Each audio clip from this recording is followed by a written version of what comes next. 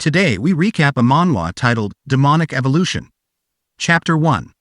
The story begins with our hero laid helpless on a battlefield surrounded by dead bodies of monsters.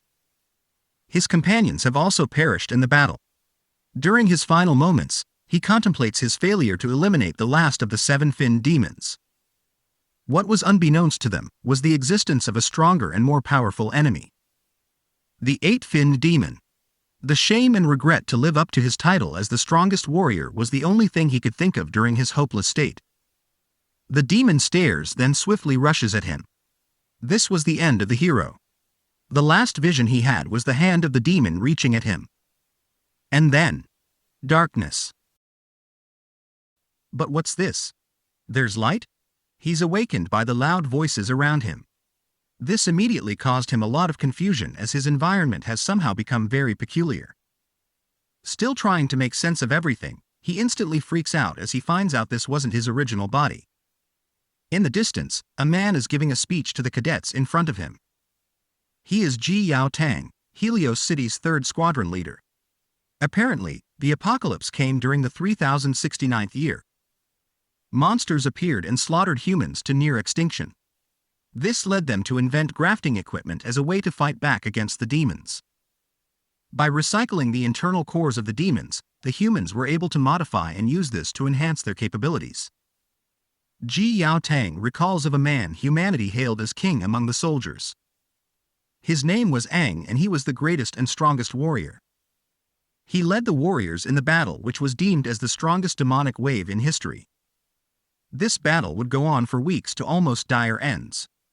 Eventually, the humans would succeed in repelling the horde of monsters.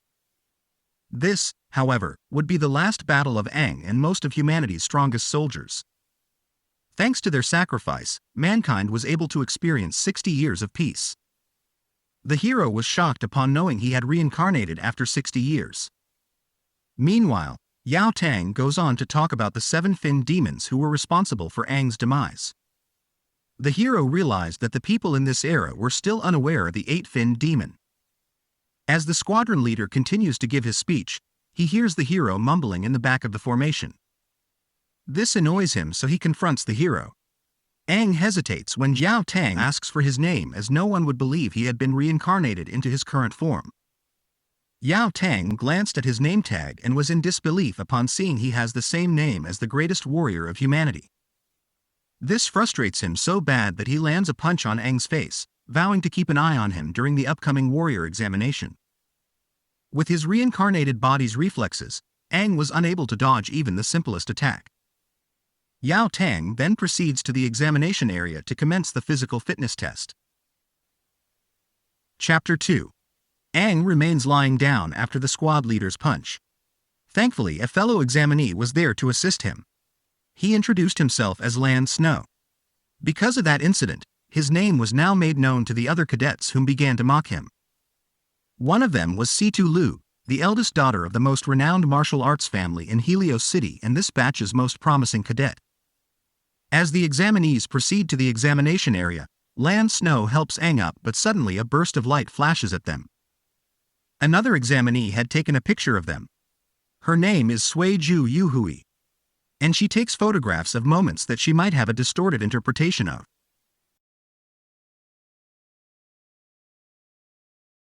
At the sports field, the examinees had gathered. Aang seemed overconfident in his abilities and intends to astound the other cadets with his test results. The long-distance endurance test is the first level of the fitness test.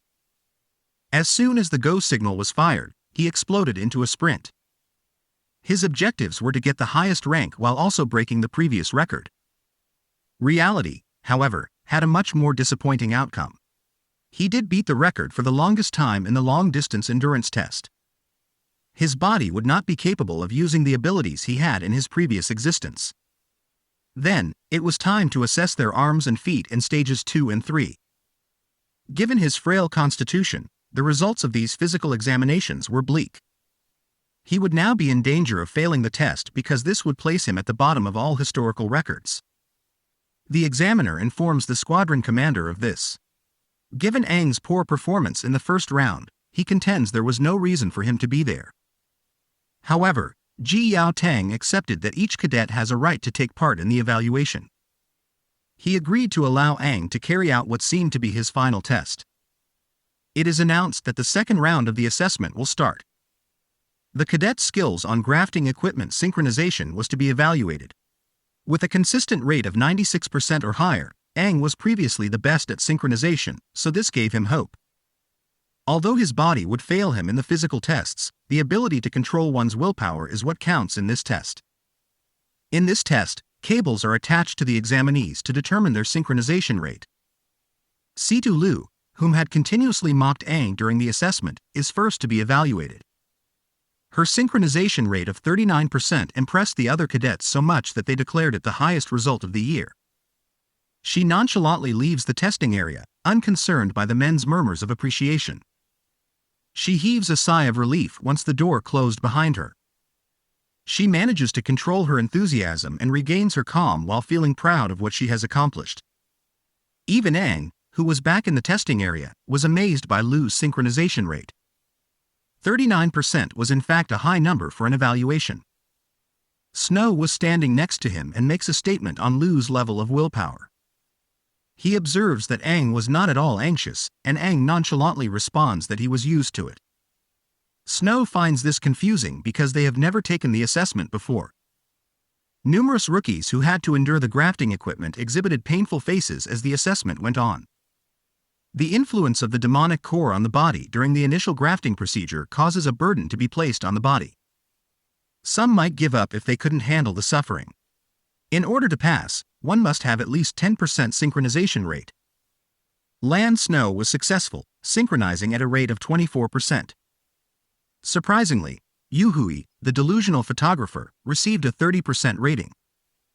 Yao Tang and the other supervisor are pleased with these unexpected results because they now have discovered new warriors with potential. They had already been given 6 examinees with synchronization rates of 30% or above. She acknowledges that when compared to other C-rank cities, this current class of rookies is of high quality. But Yao Tang also points out the inferior ones. And this particular inferior cadet is about to take the synchronization test next. Aang looks up and smiles at Yao Tang as he approaches to stage. As Aang walked up to the examination area, the other candidates made fun of him.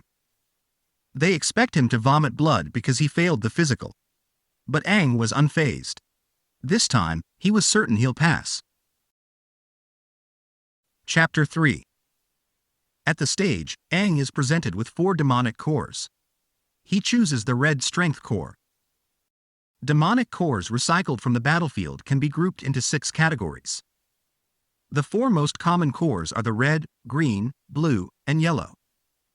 Each color represents a unique power capability.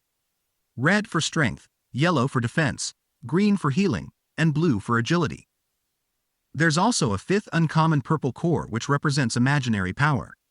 And lastly, the rare black core that represents time and space. Aang is satisfied with his chosen category for synchronization. The red core is inserted into his suit. Once again, Aang reminds himself that willpower is essential for this test since it determines how much burden one can bear from the demonic core. This also determines one's mastery over the core. The grafting has succeeded and the technician prepares Aang to attach the tubes in his suit. Upon insertion, a strong crimson glow is emitted and can be seen on the lounge where the other passers are waiting. Liu notices this and was surprised to see the source of such powerful aura. Meanwhile, on the stage, Aang musters his willpower and shows his critics his true strength. Liu, Yu Hui, and Snow could only stare in awe as the crimson glow gets stronger and stronger. A 40% synchronization rate was reached in an instant. Technicians have begun to worry seeing as the sync rate is still climbing. But Aang was not done showing off. 40% was nothing in comparison to someone who had achieved 96%. He amps up his core once more. His synchronization rate skyrockets from 40% to 60%. This has now become alarming not only for the participants but to Yao Tang and the supervisor as well. They have never before experienced such a high rate of synchronization during an evaluation.